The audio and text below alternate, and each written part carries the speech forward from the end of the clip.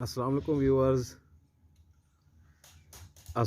Viewers میں نے کچھ مہینے پہلے تقریباً نومبر کے مہینے میں نے مولی کا بیج لگایا تھا زمین میں.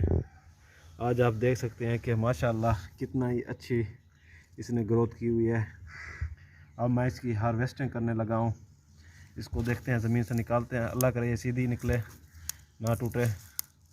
یہ دیکھیں آپ,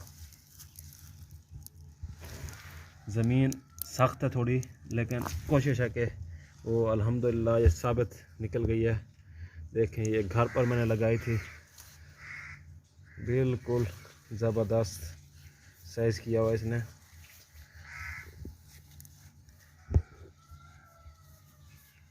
اس پہ مٹی لگی ہوئی ہے تھوڑی. آرگینک بالکل, مطلب میں نے اسے کوئی کسی طرح کی بھی کھاد نہیں دی.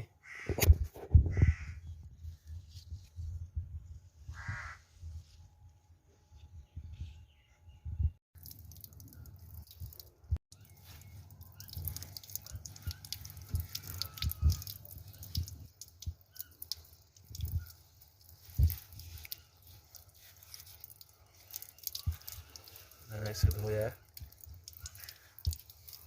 اس پر کافی مٹی لگی ہوئی تھی. آپ دیکھ سکتے ہیں کس طرح ماشاءاللہ صاف ہو گئی ہے.